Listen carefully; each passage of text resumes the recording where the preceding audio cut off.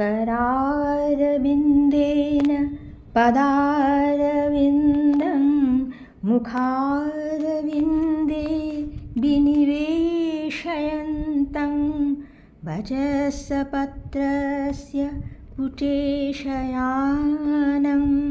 बालं मुकुन्दं मनसा स्मरामि। हे कृष्ण हे यादव हे सखेति गोविन्द दामोदर মাধবেতি।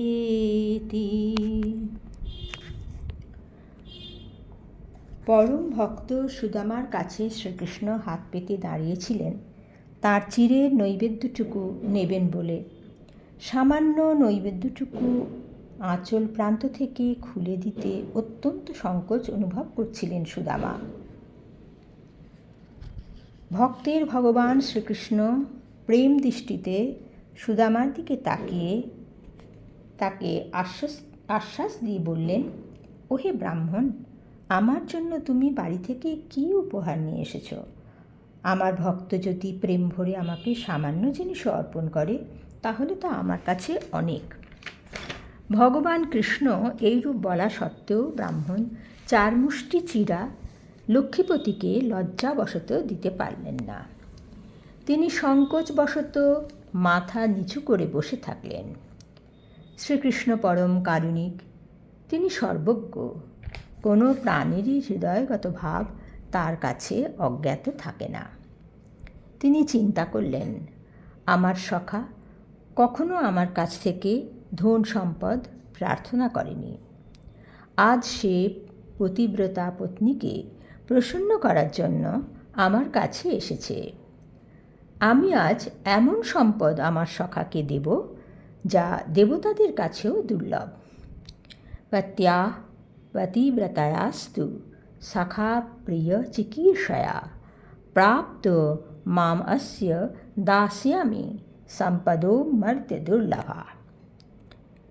এইরূপ চিন্তা করে ব্রাহ্মণের চিরবসনে বাঁধা মোটা চিরে সাগ্রহে অত্যন্ত ব্যাকুল হয়ে ভগবান কৃষ্ণ নিজ হস্তে খুলে নিলেন।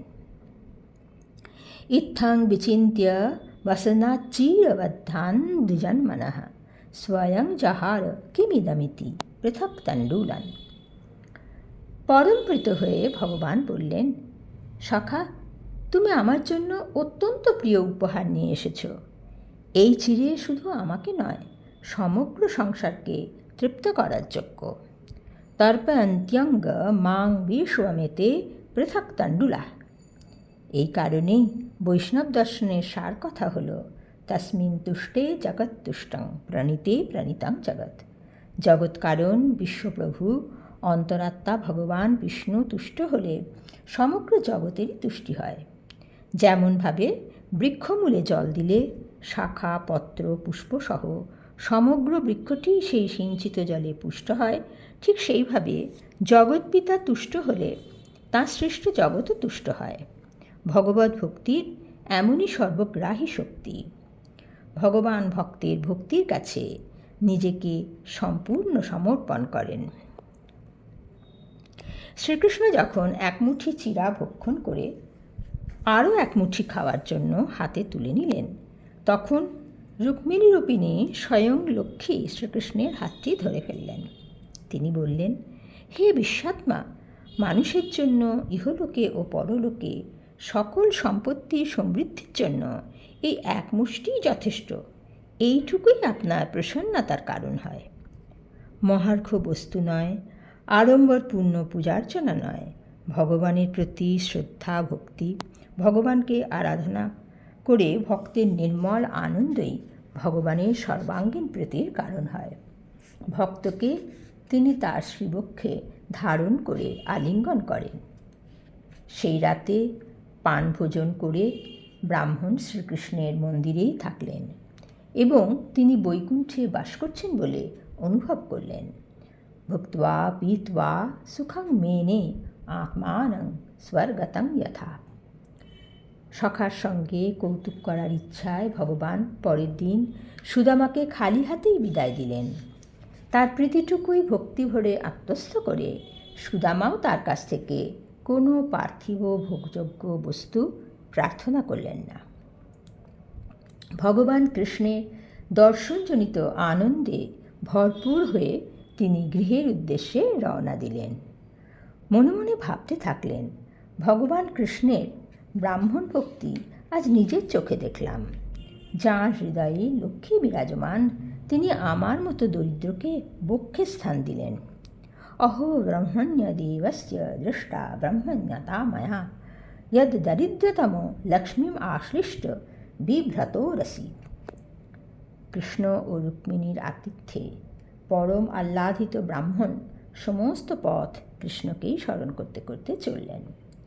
সুদামা অনুভব করলেন, স্বর্গ মর্ত ও রসাতলের সমস্ত সম্পত্তি এবং সমস্ত যোগসিদ্ধির প্রাপ্তির মূল হল শ্রীকৃষ্ণের পাদপদ্মের অর্চনা।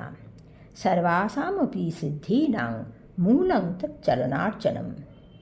সরল ব্রাহ্মণ ভাবলেন, পরম কারুণিক ভগবান আমাকে সামান্য ধনও দিলেন না, এই ভেবে যে আমি ঐশ্বর্য বিলাসী মগ্ন হয়ে তাকে আর স্মরণ করব না। অধময়ং ধনং প্রাপ্য মাধ্যানুচ্চৈর্নমাং স্মরেত ইতি কারুণিকং নূনং ধনং মে ভূরি না দদাত। এইরূপ চিন্তা করতে করতে ব্রাহ্মণ নিজ গৃহের নিকটে পৌঁছে গেলেন এবং আশ্চর্য হয়ে দেখলেন, ওই স্থানটি সূর্য, অগ্নি এবং চন্দ্রের মতো উজ্জ্বল রত্ননির্মিত প্রাসাদে পরিবৃত হয়েছে। সূর্যানলেন্দু সংকাশৈর বিমানৈ সর্বতোবৃতম। তিনি আরও দেখলেন, সেখানে রচিত হয়েছে চিত্র বিচিত্র উপবন এবং উদ্যান, যেখানে রং বেরঙের পাখিগুলি কুজন করে চলেছে। দেখলেন সেখানে আবির্ভূত সরোবরে কুমুদিনী এবং শ্বেত নীল ও সুগন্ধি পদ্ম প্রস্ফুটিত হয়ে আছে। দেখলেন সেখানে সুসজ্জিত পুরুষ, নারী ও হরিণগুলি ঘোরাফেরা করছে। সুদামা অত্যন্ত আশ্চর্য হলেন, বুঝতে পারলেন না এ কোথায় এলেন তিনি ভাবলেন, যদি এই সেই স্থানই হয় যেখানে আমি থাকতাম, তাহলে সেই স্থান কিভাবে এমনটি হলো? কিমিদং কস্য বা স্থানং কথং তদিদম ইত্যাভূত। সুদামাকে আসতে দেখে দেবপ্রতিম নরনারীগণ প্রচুর গীত বাদ্যসহ তাকে অভ্যর্থনা জানালেন। পতির আগমন সংবাদ পেয়ে সুদামার স্ত্রী সানন্দে দ্রুত ঘর থেকে বেরিয়ে এলেন। মনে হলো স্বয়ং লক্ষ্মী দেবী কমলবন থেকে নির্গত হলেন। আনন্দাশ্রুপূর্ণ নয়নে ব্রাহ্মণী সুদামাকে প্রণাম করলেন। স্বর্ণালঙ্কারে শোভিত দাসী পরিবৃত ব্রাহ্মণীকে দেখে সুদামা অত্যন্ত বিস্মিত হলেন। পত্নীর সঙ্গে গৃহে প্রবেশ করে ইন্দ্রভবন সমতুল্য নিজের গৃহটি দেখে তিনি বুঝতে পারলেন, এত বৈভবপূর্ণ, এত সৌন্দর্যময় মহলটি কোথা থেকে আবির্ভূত হল। তিনি বুঝলেন, তাঁর মতো আজীবন ভাগ্যহীন এবং দরিদ্র ব্রাহ্মণের প্রতি ভগবান শ্রীকৃষ্ণ কৃপাদৃষ্টি দান করেছেন। এছাড়া আর অন্য কোনো কারণই থাকতে পারে না। মহাবিভূতের অবলোকতোন্যে নৈব পপদ্যেত যদুত্তমস্য। সুদামা বুঝলেন, ভক্ত যদি সামান্য উপচার ভক্তি ভরে শ্রীকৃষ্ণের পদকমলে অর্পণ করেন, তাহলে ভক্তবৎসল ভগবান তাকে দুহাত ভরে তার করুণার ঐশ্বর্য দান করেন। ভক্ত সুদামার শ্রীকৃষ্ণকে দেওয়া এক মুষ্টি মাত্র চিরা সুদামার কাছে ফিরে এলো রাজার ঐশ্বর্য হয়ে। ঈশ্বরের এই মহিমার কথাটি বিশ্বকবি রবীন্দ্রনাথেরও কবিতার ছত্রে করুণ মধুর মূর্ছনায় প্রকাশিত হয়েছে। দিলাম যা রাজভিখারিরে, স্বর্ণ হয়ে এলো ফিরে, তখন কাঁদি চোখের জলে দুটি নয়ন ভরে, তোমায় কেন দিইনি আমার সকল শূন্য করে। ভক্তের নিষ্কাম ভক্তির কাঙাল জগৎপ্রভু, ভক্তের এক কণা ভক্তি অর্পিত নৈবেদ্য বিশ্বপিতার কাছ থেকে অমৃততুল্য প্রসাদ হয়ে ভক্তের কাছে ফিরে আসে।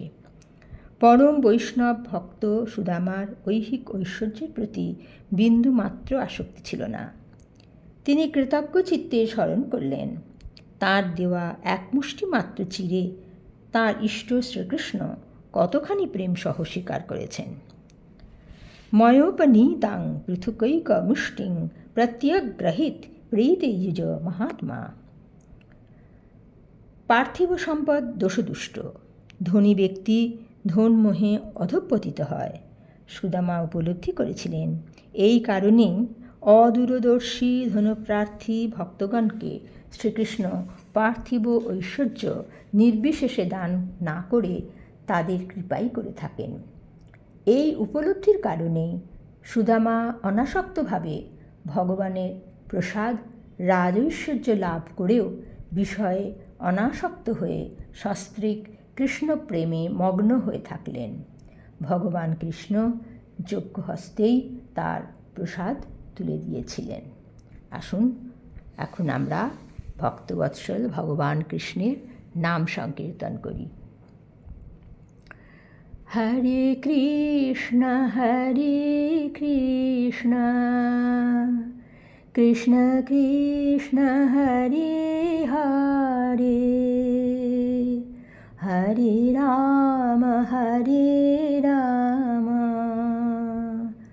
রাম রাম হরে হরে, হরে কৃষ্ণ কৃষ্ণ কৃষ্ণ হরে হরে, হরে রাম রাম রাম হরে হরে, হরে কৃষ্ণ কৃষ্ণ কৃষ্ণ হরে হরে, হরে রাম রাম রাম হরে হরে।